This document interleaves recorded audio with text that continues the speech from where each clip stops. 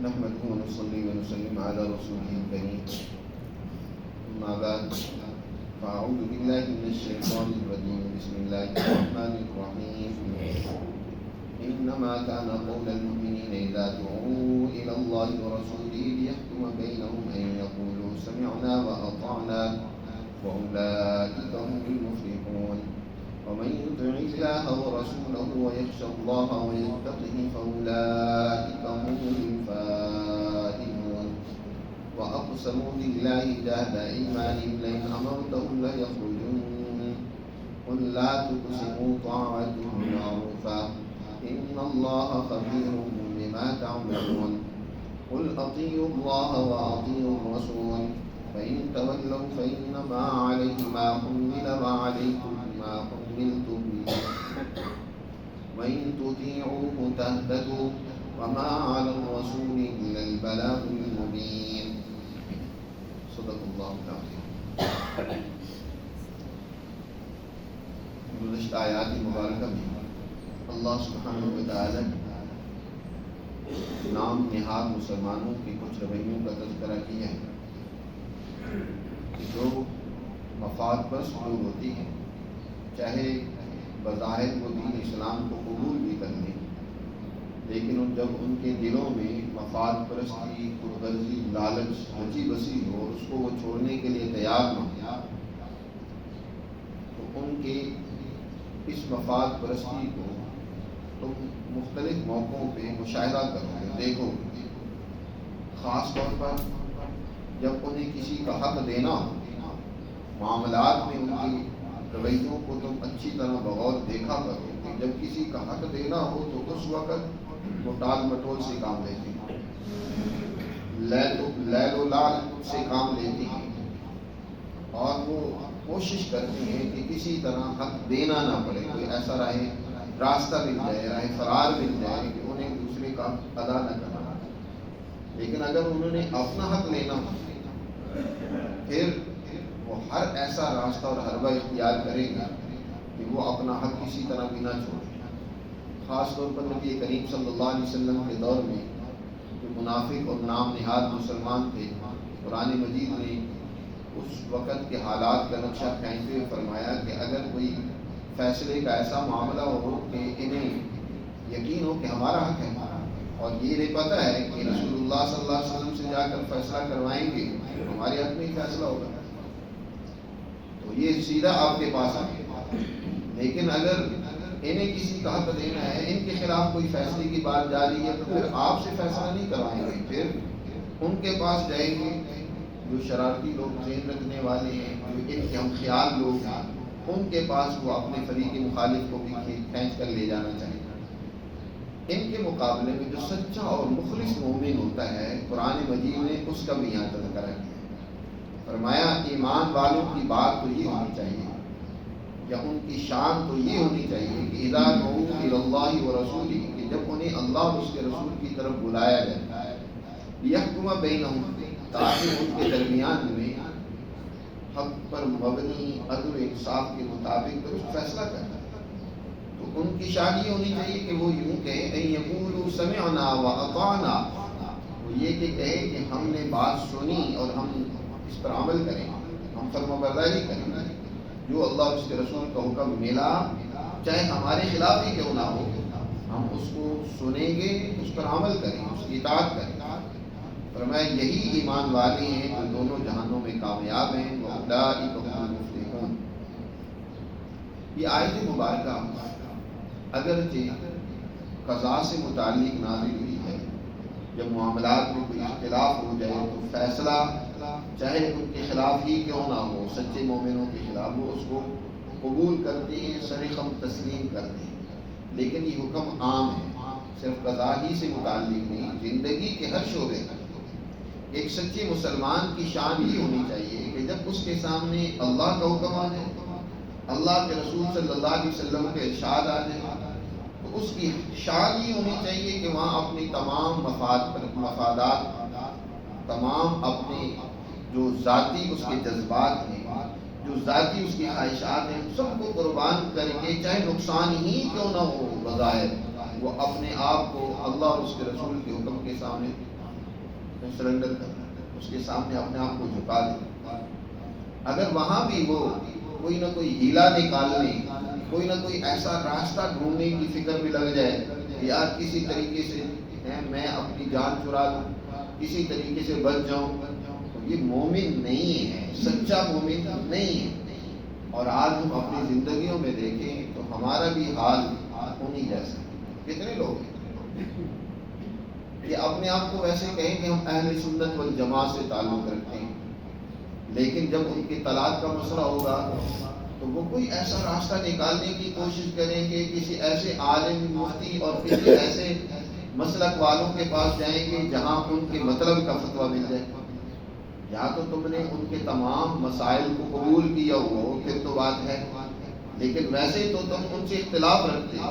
لیکن یہاں کیونکہ تمہارے اپنے مفاد کو زد پڑ رہی ہے، ایک تم اپنا فائدہ حاصل کرنا چاہتے ہو، وہاں اس حدیث کوئی ایسی حدیث، کوئی ایسا فتویٰ، کوئی ایسا مسئلہ مل جائے جو ان کے مفاد کو. یہ جو مفاد پرستی ہے یہ ایک مسلمان کی شان نہیں ہے. مسلمان تو اللہ اور اس کے رسول کے حکم کے سامنے اپنے آپ کو سرنڈر کرتے ہیں. حضرت امام اعظم امام ابو حنیفہ رحمۃ اللہ علیہ فرماتے ہیں اگر میری کوئی بات، میرا کوئی فقہی مسئلہ، میرا کوئی قول تمہیں معلوم ہو کہ یہ رسول اللہ صلی اللہ علیہ وسلم کے ارشاد کے خلاف ہے، میری بات کو دیوار پر پھینکا اور رسول اللہ صلی اللہ علیہ وسلم کی بات کے سامنے اپنے آپ کو سرنڈر کرو، اس کے سامنے جھکاؤ. اصل حجت اللہ کے رسول صلی اللہ علیہ وسلم کی ہی بات، اللہ کی بات. مسلمان اس کے سامنے جھک جاتے ہیں، اسی کو قبول کرتا ہے. یہی بات اللہ سبحانہ و تعالی نے یہاں فرمائی ہے کہ مومن کی شان یہ ہونی چاہیے کہ اذا دعوا الی اللہ ورسولہ، کہ جب انہیں اللہ اور اس کے رسول کی طرف بلایا جائے، لیحکم بینہم، تاکہ ان کے درمیان میں وہ فیصلہ کرے، تو ان کی شان یہ ہو کہ وہ کہے سمعنا و اطعنا، ہم نے بات سنی، ہم اس پر عمل کریں گے، ہم اس کے مطابق کام کریں گے. تو ایسے مومن یاد رکھو دنیا میں بھی فلاح اور کامیابی سے ہم کنار ہوں گے اور آخرت میں. وَمَن يُطِعِ اللَّهَ وَرَسُولَهُ، یاد رکھو جو اللہ اور اس کے رسول کی اطاعت کرتا ہے، وَيَخْشَى اللَّهَ، اور اللہ سے ڈرتا ہے، وَيَتَّقِي، اور وہ گناہوں سے آئندہ بچنے کا عزم کرتا ہے، جو اس نے ماضی میں کیے اس پر اسے ان کا فکر لاحق ہوتا ہے، ڈر ہوتا ہے، آئندہ سے بچنے کے حوالے سے فکر مند ہوتا ہے. فرمائے فَأُولَٰئِكَ هُمُ الْفَائِزُونَ، یہی لوگ ہیں کامیابی سے ہمکنار ہونے والے. ایک دفعہ حضرت سیدنا عمر فاروق رضی اللہ تعالیٰ عنہ مسجد نبوی میں تشریف فرما تھے. روم کے دہقانوں میں سے ایک دہقان حضرت عمر فاروق رضی اللہ تعالیٰ عنہ کے پاس آیا اور آتی کہنے لگا اشہد ان لا الہ الا اللہ و اشہد ان محمد رسول اللہ. حضرت عمر فاروق رضی اللہ تعالیٰ عنہ نے پوچھا، رومی اس وقت عیسائی مذہب رکھنے والے تھے. حضرت عمر نے پوچھا بھئی تمہارے مسلمان ہونے کی کیا وجہ ہے، کیوں تم اسلام قبول کر رہے ہو اور اپنے سابقہ مذہب کو کیوں چھوڑ رہے ہو؟ اس نے کہا کہ میں نے مسلمان قیدی سے ایک ایسی آیت سنی ہے جو جامع الکلمات میں سے ہے، تمام سابقہ تعلیمات اس ایک آیت میں سمو دی گئی، بیان کر دی گئی.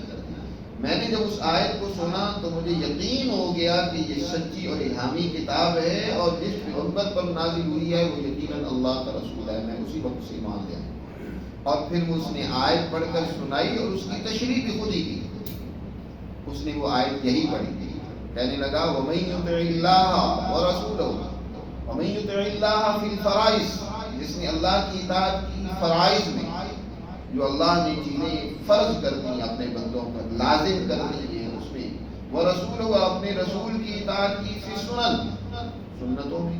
رسول اللہ صلی اللہ علیہ وسلم نے امت کے لیے ان فرائض پر عمل کرنے کے طریقے بھی واضح کیے ہیں. مثلا نماز پڑھنے کا حکم اللہ کا ہے، اب کیسے نماز پڑھنی ہے اس کا مکمل طریقہ نبی کریم صلی اللہ علیہ وسلم نے اپنے عمل سے سکھا دیا. صلو کما رأیتمونی، فرمایا جیسے میں نماز پڑھ رہا ہوں ویسے نماز پڑھیں. اسی طرح آپ صلی اللہ علیہ وسلم نے زندگی کے تمام امور سے متعلق مکمل رہنمائی دی ہے. انصاف کیسے کرنا ہے، اس کی کیا تقاضے ہیں، کس طرح اس کے لیے شہادتیں پوری کی جائیں، کس طرح دونوں فریقین کی بات کو پوری طرح سنا جائے اور فوراً فیصلہ ہونا چاہیے. یہ نہیں ہے کہ پیشیوں پہ پیشیاں ہوتی رہیں، ایسے ہی اس مسئلے کو آپ کھٹائی میں ڈال دیں. تو رسول اللہ صلی اللہ علیہ وسلم کی جو سنتیں اور طریقے ہیں ان میں ان کی اطاعت کی جائے. وَيَخْشَ اللَّهَ فِي مَا مَضَىٰ مِنْ عُمْرِهِ، اور کہنے لگا وَيَخْشَ اللَّهَ، اور اللہ سے ڈرے اس کی زندگی جو گزر چکی ہے اس میں جو اس نے غلطیاں کی ہیں ان غلطیوں کے حوالے سے وہ اللہ سے ڈرتا رہے کہ یا اللہ مجھ سے یہ غلطی ہوگی، فلاں قصور ہو گیا، مجھے معاف کر دے.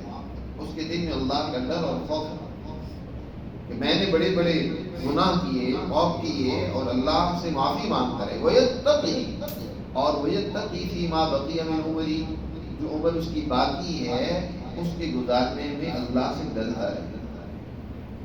یہ باقی عمر کہیں ایسا نہ ہو میں کسی موقع پر رائے حق سے ہٹ جاؤں اور اللہ کی حکم کی نافرمانی ہو جائے، تو اسے ہر وقت ڈر ہو، تقویٰ اس کے اندر موجود ہو، بچ کر زندگی گزارے. فرمایا فَأُولَٰئِكَ هُمُ الْفَائِزُونَ، الفائز من نجا من النار وادخل الجنہ. فرمایا فائز وہ ہوتا ہے جو جہنم سے بچا لیا گیا اور جنت میں داخل کر دیا گیا، وہ فائز، وہی کامیاب ہیں. قرآن مجید نے اس آیت مبارکہ میں بہت ہی جامعیت کے ساتھ کامیاب لوگوں کی صفات ذکر کرتی ہے کہ کامیاب کون لوگ ہیں. اور اس کے مقابلے میں منافق نام نہاد مسلمان، ان کی بھی نشاندہی کی ہے، ان کے بھی کچھ رویوں کا تذکرہ کیا. فرمایا وَأَقْسَمُوا بِاللَّهِ جَهْدَ أَيْمَانِهِمْ لَئِنْ أَمَرْتَهُمْ لَيَخْرُجُونَ. اور یہ منافق جو ہیں جی، جو بظاہر بڑے دعوے کرتے ہیں ایمان اسلام کے، بڑے نعرے، بڑے جلسے جلوس، بہت کچھ، اللہ کی بڑی پرزور طریقے سے قسمیں کھاتے ہیں کہ ہم بڑے پکے سچے مسلمان ہیں، بڑے نعرے، بڑی باتیں، بڑی تقریریں اور سب کچھ، اور کہتے ہیں لیکن امرتہم، کہ اے پیغمبر اگر آپ انہیں حکم دیں گے تو لا یخرجون، وہ گھروں کو چھوڑ دیں گے، اپنا مال اپنی جان سب کچھ قربان کرنے کے لیے تیار ہیں، اللہ کے راستے میں جہاد کرنے کے لیے وہ سب کچھ قربان کر دیں گے اور اللہ کے راستے میں نکل کھڑے ہوں گے، دین کے غلبے کے لیے بہت کچھ کریں گے. قسمیں کھاتے ہیں.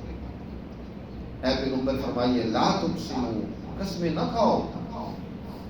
یہ قسمیں کھا کر تم لوگوں کو یقین دلانا چاہتے ہو، اللہ کو باور کروانا چاہتے ہو کہ میں بڑا سچا پکا آدمی ہوں. طاعت معروفہ، قسموں سے بات نہیں چلے گی. اصل بات یہ کہ طاعت معروفہ، جانی پہچانی جو اطاعت ہے وہ کرو، جو اللہ کے احکامات ہیں ان پر عمل کرو. طاعت معروفہ، تم پر جو لازم ہے وہ اللہ کی اطاعت ہے. ایک سچا آدمی وہ سیدھی سی بات کہتا ہے، وہ اپنا یقین دلانے کے لیے وہ اس طرح قسمیں کھا کھا کر باتیں نہیں کرتا کہ لوگ میری سچائی پر یقین کریں. جو جھوٹا آدمی ہوتا ہے اسے پتا ہوتا ہے کہ میں جھوٹ بول رہا ہوں، تو وہ اپنے اس جھوٹ کو وہ بھی سمجھ رہا ہوتا ہے، ڈر رہا ہوتا ہے کہ دوسرے کو بھی یقین تو آنا نہیں ہے، اس لیے وہ اس کو سچا باور کرانے کے لیے قسمیں کھائے گا، بار بار قسمیں کھائے گا، میں اللہ کی قسم، یہ وہ فلاں، میں وہ، جو اپنی تعریفوں میں لگا رہتا ہے. بہت سارے لوگوں کو آج کل یہ بڑی بیماری لگی ہوئی ہے کہ اپنی تعریفوں میں لگے ہوتے ہیں کہ میں ایسا ہوں، میں وہ ہوں، یہ ہوں فلاں. اس کی ضرورت نہیں ہے. تمہارے عمل سے پتہ چلے گا کہ تم کیا ہو، تمہاری اندر کتنی سچائی موجود ہے. طاعت معروفہ، ایک عام دستور کے مطابق کام کرو، باتیں مت بناؤ. طاعت معروفہ، ان سے پتہ چلے گا کہ تم کتنے سچے ہو. طاعت معروفہ کا ایک مطلب یہ بھی ہے کہ اس کے لیے کوئی بڑی بڑی باتیں کرنے کی ضرورت نہیں. جو عام زندگی ہے وہ عام زندگی تمہاری دیکھی جائے گی کہ کس طرح کی اللہ اور اس کے رسول کی تعلیمات کے مطابق ہے، یا تمہاری عام زندگی جو ہے وہ اس سے ہٹی ہوئی ہے. اسی سے پتہ چل جاتا ہے کہ کون کتنا سچا ہے کتنا جھوٹا ہے. طاعت معروفہ، طاعت معروفہ اس کی مبتدا معذوف ہے اور یہ خبر ہے، یا یہ ہے کہ یہ خود خبر ہے اور مبتدا معذوف ہے، یا یہ مبتدا ہے اور خبر اس کی معذوف، دونوں طرح ہو سکتے ہیں اور دونوں مطلب درست ہے. کہ طاعت معروفہ کہ عام دستور کے مطابق جو کام کرنے چاہیے وہ کریں، یہ مطلب بھی ہے. یا یہ مطلب ہے کہ یہ قسمیں قسموں کی ضرورت نہیں ہے، جو اصل چیز ہوتی ہے وہ تو تم کرتے ہی نہیں ہو، اللہ کے احکامات پر تو عمل تمہارا ہے ہی نہیں ہے، وہاں سے تم بچنے کی کوشش کرتے ہو۔ ان اللہ خبیر بما تعملون، بے شک اللہ تعالیٰ جو کچھ تم عمل کر رہے ہو اس کی پوری طرح خبر رکھنے والا ہے۔ ان اللہ خبیر بما تعملون۔ قل اطیعوا اللہ واطیعوا الرسول، اے پیغمبر فرما دیجئے اللہ اور اس کے رسول کی اطاعت کرو، ان کے احکامات پر عمل کرو۔ فإن تولوا، اور اگر یہ منہ موڑیں اللہ اور اس کے رسول کی اطاعت سے تو فإنما علیہ ما حمل، بے شک ان پر جواب دہی اسی کی ہے جو ان کے ذمے ہے، اور وعلیکم ما حملتم، اور تمہیں اس کا جواب دینا ہے جو تم پر ذمہ داری ڈالی گئی ہے۔ وَإِن تُطِيعُوهُ، اور اگر تم اطاعت کرو گے تو ہدایت پا جاؤ گے، کامیاب ہو جاؤ گے، درست راستے پر چلو گے۔ اور وما علی الرسول الا البلاغ المبین، اور رسول صلی اللہ علیہ وسلم کے ذمے تو احکامات کو واضح طریقے سے پہنچا دینا ہے۔ بڑی جامع آیت مبارکہ ہے، خاص طور پر تبلیغ کے حوالے سے اس آیت کی بڑی اہمیت ہے۔ یعنی ایک مبلغ، ایک داعی، ایک سچے مسلمان، اس کے ذمہ یہ نہیں ہے کہ دوسرے کو زبردستی اپنے نظریے، فکر، اپنے عمل پر کھینچ کر لے آئے، یہ اس کے ذمہ نہیں ہے۔